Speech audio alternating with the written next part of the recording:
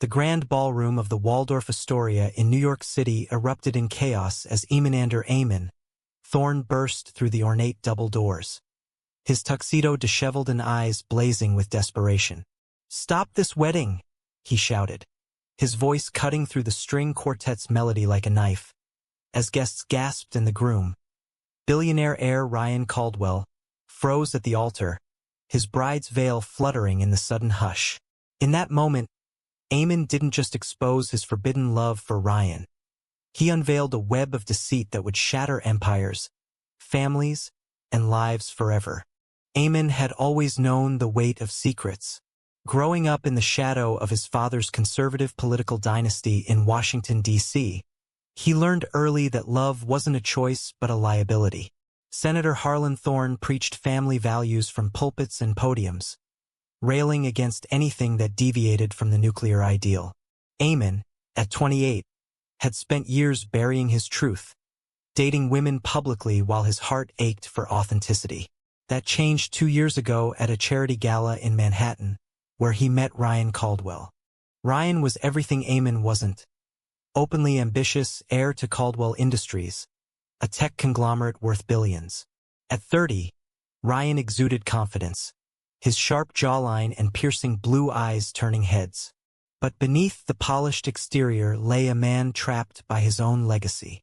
His father, Elias Caldwell, demanded a picture-perfect life, marriage to a suitable woman, heirs to carry the name. Ryan had confided in Eamon during stolen moments in hidden cafes and late-night drives along the Hudson. "I'm gay, Eamon, but coming out would destroy everything my family's built." Their relationship started innocently, a shared laugh over bad champagne, then deep conversations about dreams deferred. Eamon, working as a policy analyst for his father's office, found solace in Ryan's world of innovation. They met in secret weekends in upstate cabins where the world faded, and they could just be. But love like theirs demanded sacrifices. Eamon lied to his family about business trips. Ryan dodged questions from his board about his bachelor lifestyle. The tension built when Elias announced Ryan's engagement to Victoria Langford, daughter of a rival mogul. It was a merger disguised as matrimony, securing alliances in the cutthroat world of Silicon Valley transplants in New York. Ryan called Eamon the night of the announcement, voice breaking, "I have to do this. For the company, for my father. But it doesn't change us." Eamon's world cracked. He confronted Ryan in a rain-soaked alley behind a midtown bar. "You're choosing money over us?" Eamon demanded, rain mingling with tears. Ryan pulled him close, whispering, "It's not choice. It's survival. Once I'm married, we can figure it out." But Eamon saw the lie in his eyes, the resignation that this was the end. Days turned to weeks of silence. Eamon threw himself into work, but the ache festered. Then came the anonymous email. Grainy photos of Ryan with Victoria, but attached was a file, emails between Elias and a shady associate, discussing eliminating obstacles to the merger. One line chilled Eamon. "If Ryan wavers, handle it discreetly." Was it a threat? Eamon dug deeper, using his father's connections to trace the sender. It led to a disgruntled Caldwell employee, fired for whistleblowing on corporate espionage. The wedding loomed. Invitations flooded elite circles, but Eamon wasn't on the list. He paced his D.C. apartment, weighing options. Coming out would torpedo his father's re-election campaign. Exposing the plot could ruin Ryan's family. But silence meant losing Ryan forever, or worse if the threats were real.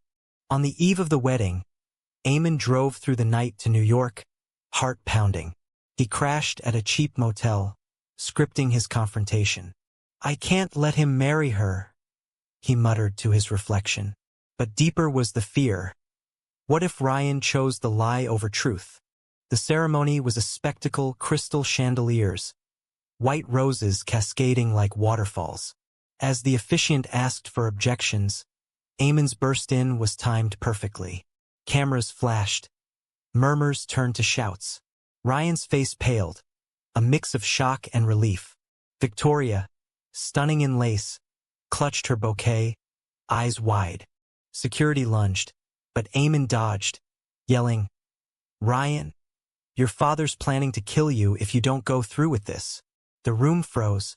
Elias Caldwell, seated in the front row, rose slowly, face thunderous.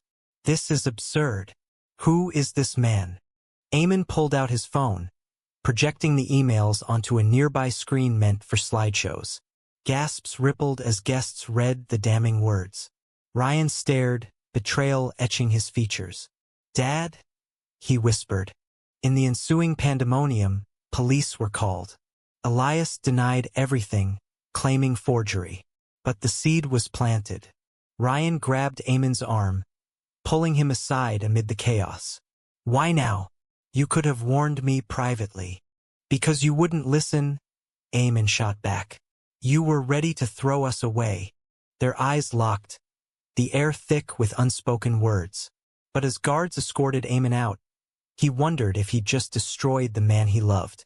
The aftermath was a media frenzy. Tabloids screamed headlines, "Billionaire wedding bombshell. Gay lover exposes plot." Eamon's face was everywhere, his secret outed to the world. Senator Thorne disowned him publicly, calling it a phase gone wrong. "My son needs help," he told CNN, voice steady but eyes cold. Eamon holed up in a Brooklyn safe house, courtesy of a sympathetic friend. Calls from reporters went unanswered. His phone buzzed with hate mail. "Faggot ruining families," one read. Society's underbelly revealed itself. Online trolls, death threats. But worse was the internal storm. Had he done right? Or was this selfish vengeance? Ryan vanished for days, hunkered in his penthouse. When he finally reached out, it was a cryptic text, "Meet me at our spot," the upstate cabin where their love ignited. Eamon arrived at dusk, the lake mirroring the fading sun. Ryan waited on the porch, looking haggard. "The emails were real," he said without preamble. "Dad admitted it, hired a PI to scare me straight, but it escalated. He swears no murder, just pressure." Eamon's anger flared. "Pressure? That's coercion." Ryan nodded, stepping closer. "I called off the wedding. Victoria's furious, but she suspected something. And I'm coming out. Publicly." Joy surged, but Eamon hesitated. "What about your empire?" "I'll fight for it, but I can't fight without you." They embraced, the kiss tasting of relief and fear.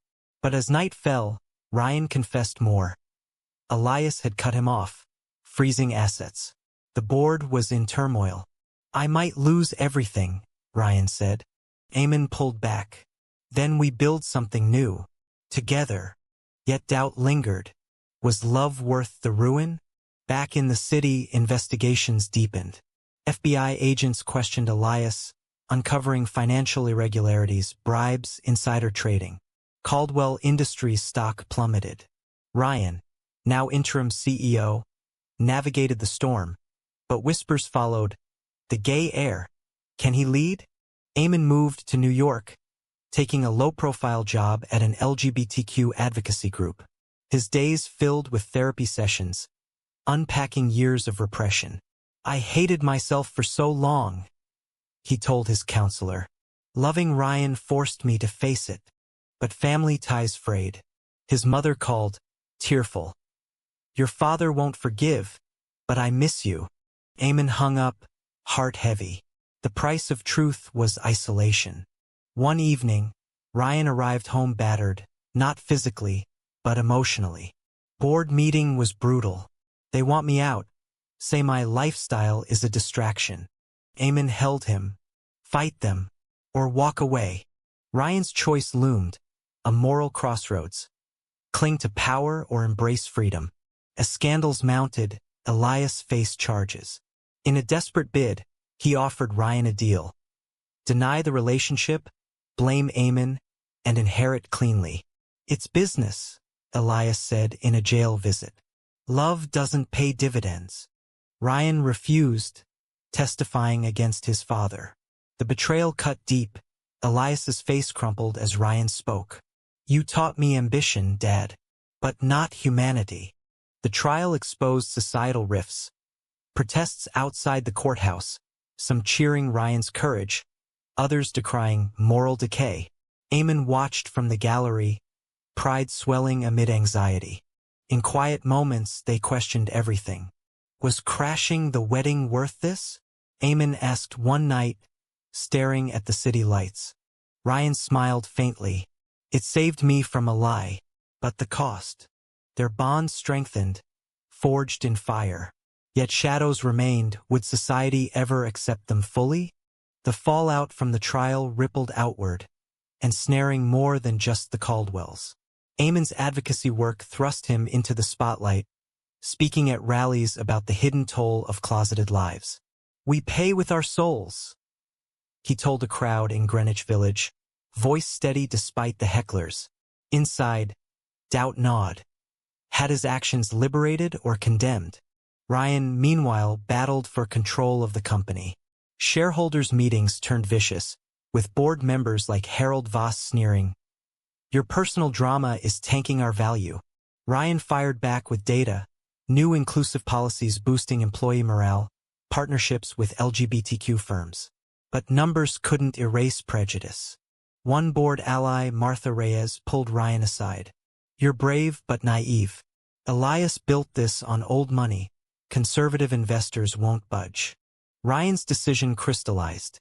He sold off non-essential assets, pivoting to ethical tech. "If they want out, let them," he told Eamon over dinner. But the move cost jobs, drawing backlash. Employees picketed, signs reading "Caldwell's ego kills livelihoods." Guilt weighed on Ryan. "Am I just like my father? Sacrificing people for my truth?" Eamon shook his head. "No, you're fighting for better." But the strain showed. Arguments erupted, Ryan snapping about Eamon's idealism, Eamon retorting on Ryan's privilege. One night, after a heated exchange, Ryan stormed out, leaving Eamon alone with regrets. Reconciliation came at dawn, Ryan returning with coffee. "I can't do this without you," he admitted. Their love, once secret passion, now navigated public scrutiny. Society's judgment intensified. At a gala, whispers followed. The scandal couple, a conservative donor, approached Eamon. "You destroyed a good man." Eamon's reply was calm. "No, I freed him." Family pressures mounted. Eamon's sister, Emily, visited from DC. "Dad's poll numbers are tanking. He blames you." She hugged him, torn. "But I'm proud. Just come home."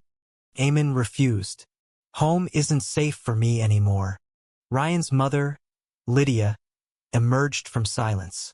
Divorced from Elias years ago, she lived quietly in the Hamptons. Over lunch, she confessed, "I knew about Ryan, but I stayed silent to protect him." Tears fell. "Forgive me." Ryan did, but the wound lingered. "Silence is complicity," he said later. As Elias's sentencing neared, new evidence surfaced. A recorded call where he discussed removing Ryan if the wedding failed. The removal was ambiguous. Firing? Or worse, prosecutors leaned murder for hire. Ryan testified again, voice breaking. "He was my hero. Now he's my nightmare." The verdict: guilty on lesser charges, conspiracy, fraud. Elias got 10 years. Watching him led away, Ryan felt hollow victory. Post-trial, Ryan and Eamon escaped to Maine, a coastal retreat. Walks on rocky shores brought clarity. "We've paid dearly," Eamon said. "But for what? Acceptance." Ryan took his hand. "For us." Yet back in New York, threats escalated. Anonymous letters. "Fags don't belong in boardrooms." Ryan hired security, but paranoia set in. One evening, a brick shattered their window. Note attached, "Leave or die." Police dismissed it as a prank, but Eamon saw the fear in Ryan's eyes. "We can't hide," Ryan decided. Time to go public fully. They scheduled a joint interview on 60 Minutes. Nerves frayed, Eamon practiced lines. "Love isn't a choice. Hiding is." The broadcast aired to millions. Ryan, I'm gay and proud. Eamon, we fought for truth amid lies. Ratings soared, but so did hate. Online forums debated, hero or villain. In the glow of spotlights, their relationship deepened, but cracks appeared. Ryan's workaholism clashed with Eamon's activism. You're never here, Eamon accused. I'm saving what's left, Ryan countered. A pivotal fight. Ryan considered compromising on a deal with a homophobic investor. It's business. Eamon exploded. At what cost? Your soul. Ryan walked out again, this time to a hotel. Alone. Eamon questioned. Was love enough? Reunion came via a midnight call. I turned it down, Ryan said. You're right. Forgiveness mended, but the price was ongoing, vigilance against a world slow to change. Months passed, and the couple's life stabilized into a fragile normalcy. Ryan stabilized Caldwell Industries, rebranding as Inclusive Innovation Hub. Stock rebounded, attracting progressive investors. But success bred envy. A rival firm, led by Victoria's father, launched Smears. Caldwell's a diversity gimmick. Eamon thrived in advocacy, lobbying for anti-discrimination laws. His speeches inspired, but exhaustion crept in. Therapy revealed buried trauma. I crashed that wedding out of love, but also anger at my own cage. Ryan nodded during sessions. We both were prisoners. Their bond evolved, dates in public, holding hands without fear. Yet societal pushback persisted. At a pride event, protesters chanted slurs. Ryan shielded Eamon, but the incident shook them. Family reconciliations loomed. Senator Thorne, facing election loss, reached out via email. Let's talk. Eamon met him in D.C. neutral ground. The senator looked aged. You humiliated me. You humiliated yourself by denying me, Eamon replied. Harlan sighed. I was wrong. But politics. Excuses. Eamon cut in. A tentative truce. No endorsement, but private acknowledgement. Ryan's mother grew closer, hosting dinners. I'm learning, she said, but betrayal struck from within. Martha Reyes, Ryan's board ally, leaked internal memos twisting Ryan's decisions as gay agenda favoritism. Stock dipped again. Ryan confronted her. Why? Power, she admitted. With you weakened, I rise. Fired on the spot, but damage done. Ryan's trust shattered. Who else is plotting? Paranoia peaked when Eamon received a call from an unknown number. Back off, or Ryan pays. They reported it, but leads dried up. Eamon urged caution. Ryan pushed forward, announcing a foundation for LGBTQ youth. Launch night was glamorous, celebrities, donors. But midway, a man approached Eamon. Your father's pulling strings. He wants you silenced. Shock hit. Was Harlan involved? Confrontation ensued. Harlan denied. I'd never harm you. But doubt seeded. Eamon distanced again, heart torn. Amid turmoil, their love tested limits. A quiet anniversary. Picnic in Central Park. We've survived, Ryan toasted. Yet Eamon wondered. At what price? Highs followed lows. Ryan's company won awards for diversity. Eamon's bill passed committee. But personal toll mounted. Ryan's health faltered, stress-induced migraines.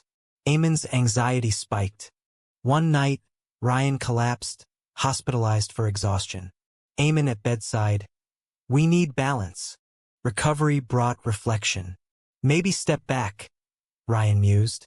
Decision time. Ryan delegated CEO duties, focusing on philanthropy. Freedom tasted sweet.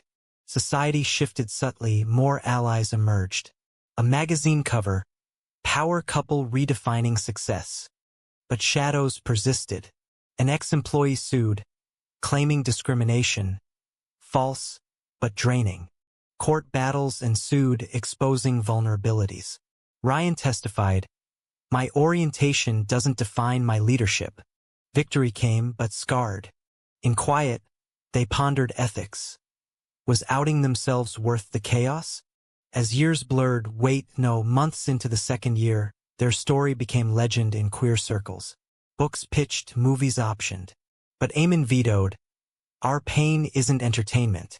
Ryan agreed, but temptation lingered. Could help others. They declined, prioritizing privacy. New conflicts arose.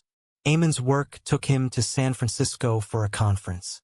There, he met Jordan, a charismatic activist. Flirtation was innocent, but texts exchanged raised Ryan's jealousy.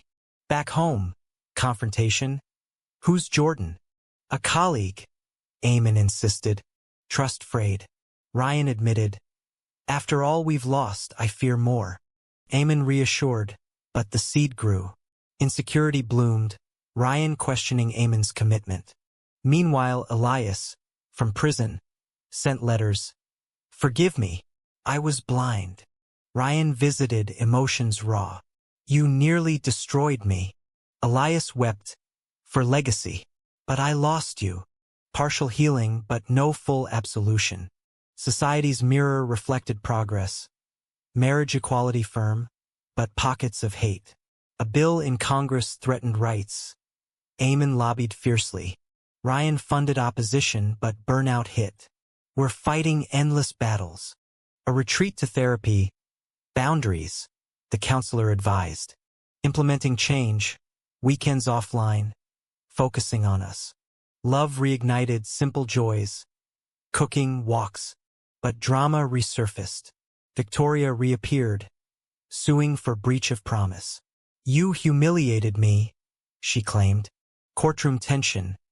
Ryan apologized publicly. Settlement reached, but reputation dinged. Eamon supported. She's hurt too. Empathy grew, but so did weariness. A turning point. Eamon's father announced retirement, citing family reflection. In a speech, he mentioned learning from my son. Eamon watched on TV, tears flowing. Call followed. I'm sorry. Forgiveness tentative, but doors opened. Ryan's company thrived under new leadership. He stepped fully into philanthropy, launching scholarships. Their home became sanctuary. Friends. Laughter. Yet moral quandaries persisted. A young intern at Eamon's org came out, facing backlash. Like us, Eamon noted.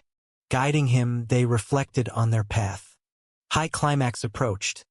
An award ceremony honoring Ryan. In acceptance, he proposed to Eamon on stage. Yes, Eamon whispered, ring slipping on. Joy erupted. But protesters outside. Sinful union. Security tight, but a scuffle ensued. One attacker lunged at Ryan. Subdued, but shaken. Investigation revealed ties to extremist groups.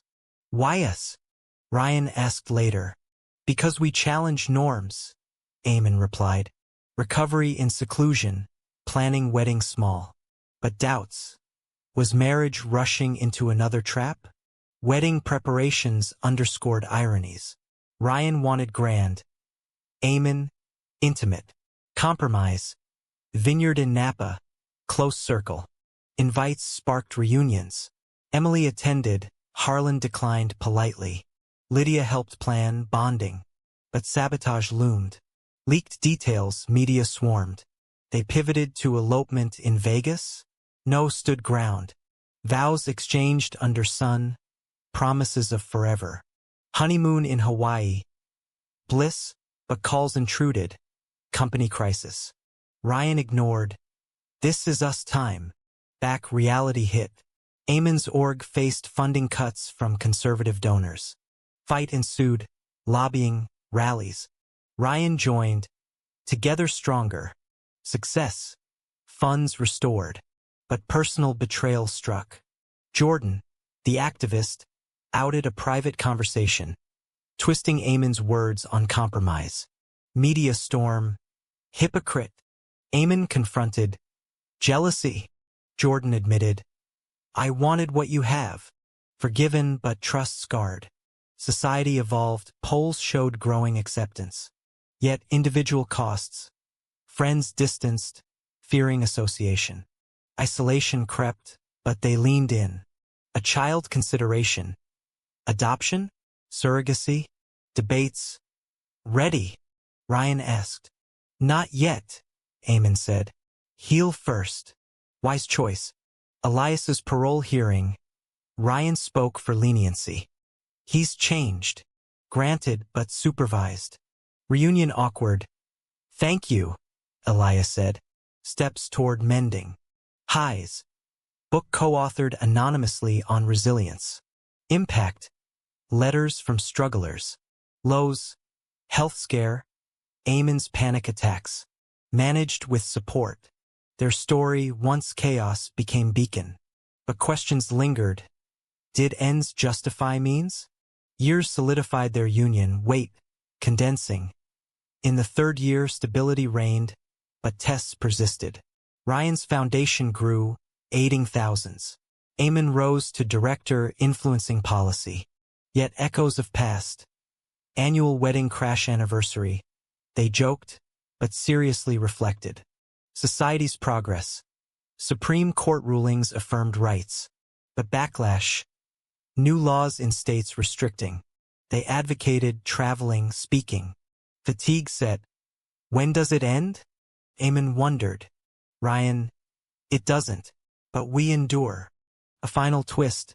Elias, free, offered amends, funding their work. Accepted warily. In twilight conversations, they dissected choices. Crashing the wedding, heroic or reckless. Betraying family, necessary or cruel. Coming out, liberation or burden. Their love, unbreakable, bore scars. As they sat on their balcony, city alive below, Eamon posed, was it all worth it? Ryan smiled. Every painful step.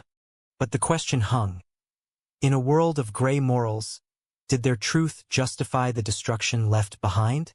Was crashing that wedding the right choice, or a selfish act that hurt more than it healed?